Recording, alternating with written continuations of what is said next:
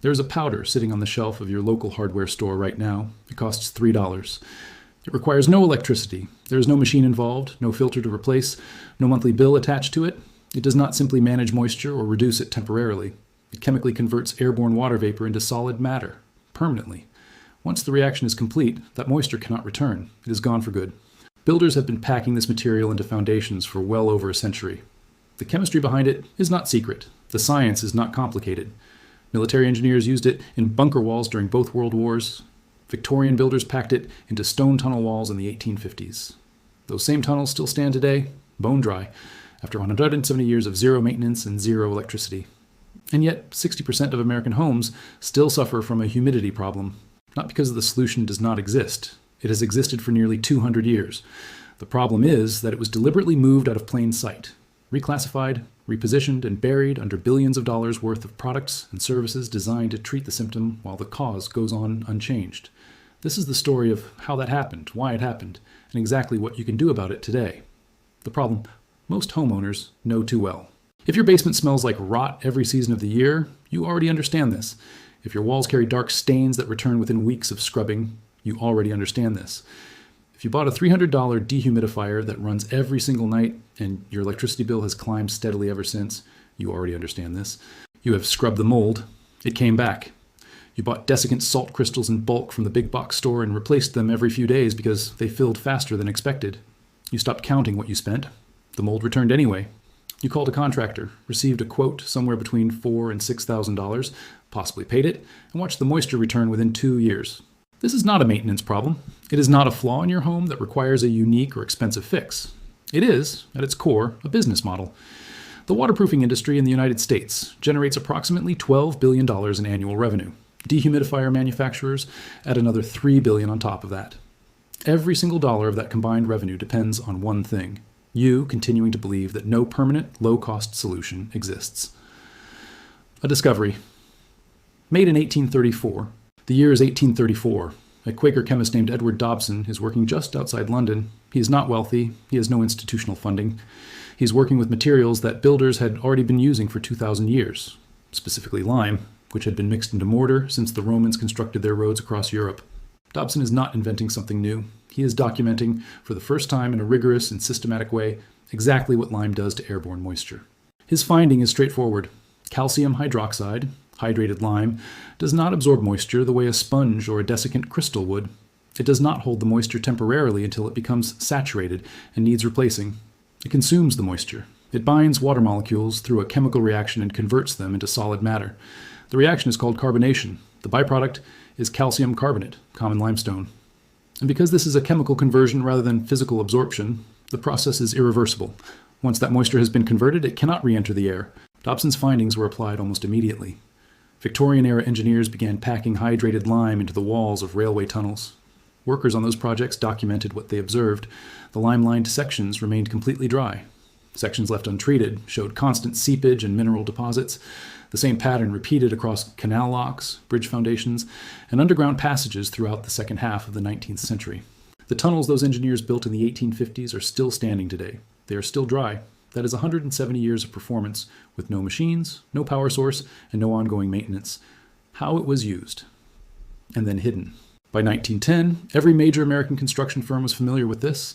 Hydrated lime appeared in foundation specifications for hospitals, military installations, and government buildings.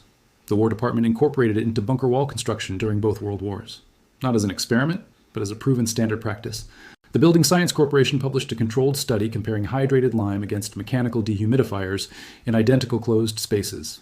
The study ran 90 days. The room treated with hydrated lime showed 43% lower humidity than the room running a mechanical dehumidifier.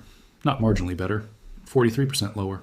The study also compared operating costs over a full calendar year. The mechanical dehumidifier consumed 900 watts of electricity every single day. The hydrated lime consumed no electricity whatsoever. Running a standard dehumidifier costs approximately $40 per month in electricity alone. 3 bags of hydrated lime cost around $9 for the entire year. The installation cost of the hydrated lime in the study was $3.80. The dehumidifier cost $280 to purchase, before accounting for the ongoing electricity consumption. The numbers are not close. They are not even in the same category. The scale of the problem. The Environmental Protection Agency has documented that 60% of American homes have active moisture problems. That translates to roughly 80 million households, 80 million wet basements, 80 million crawl spaces with humidity damage, 80 million potential customers for contractors charging thousands of dollars per job. An EPA survey of over 4,000 homes across 8 states found that 60% showed active moisture damage below the foundation. In half of those cases, the damage was not cosmetic. It was structural. Wood rot, rust on rebar, crumbling concrete beneath the surface coating. The contractor solution, in nearly every case, treats the symptom rather than the source. The source is vapor pressure, moisture pushing through porous walls from the surrounding soil. A contractor who excavates, installs a drainage membrane, and applies waterproofing paint has addressed the surface. The vapor pressure continues. The moisture finds a new path. Within 2 to 4 years, the problem returns. Hydrated lime placed inside the space addresses this differently. It eliminates the vapor before it ever reaches the wall. The moisture is consumed in the air, converted into solid matter, before it has the chance to migrate through the masonry. No pressure differential remains to force moisture inward. The source is neutralized, not redirected. This is the same principle the Victorian engineers applied in the 1850s. It is the same principle the Army Corps of Engineers uses in certain applications today. The science has not changed. What changed was the marketing. Why you have never heard of this here is where this story becomes genuinely uncomfortable. Hydrated lime is classified in the United States as a construction material, not a consumer product. That classification is not an accident. Consumer products receive shelf space in retail stores, marketing budgets, and packaging designed for homeowners to find and understand. Construction materials go to contractors. They stay behind the trade counter. They remain invisible to the homeowner standing in the waterproofing aisle, staring at a $100 spray bottle and a $30 bag of desiccant crystals. You will not find hydrated lime in the waterproofing section of a hardware store. You will not find it near the dehumidifiers or the mold remediation products. To find it, you have to walk to the masonry section and ask someone at the back counter by name. That placement is not random. It was the result of decisions made by industry committees with direct financial interest in the outcome. The International Code Council writes the residential building codes applied across all 50 states. It is a private nonprofit organization. Its voting membership includes the Portland Cement Association, the American Chemistry Council, USG Corporation, and CertainTeed, 2 companies with hundreds of millions of dollars in annual waterproofing product revenue. The National Association of Home Builders also holds a vote. These are organizations with a direct financial stake in determining which solutions appear on the approved list and which ones get classified as professional use only. What gets classified as professional use only stays out of the consumer aisle. What stays out of the consumer aisle stays unknown to the homeowner who will otherwise spend $5,000 on a contractor visit. In at least 12 states, waterproofing contractors who join their industry association sign membership agreements that contain what is known as a scope of service recommendation restriction. Buried on approximately page 14 of a standard membership contract, this clause discourages contractors from recommending DIY alternatives that fall outside the association's defined service scope. A contractor who recommends a $3 bag of lime does not collect a $5,000 service contract. A trade association that permits its members to make that recommendation loses its revenue base. The clause is documented association policy. It is entirely legal, and it costs American homeowners billions of dollars every year. How to use hydrated lime correctly. This is the practical part.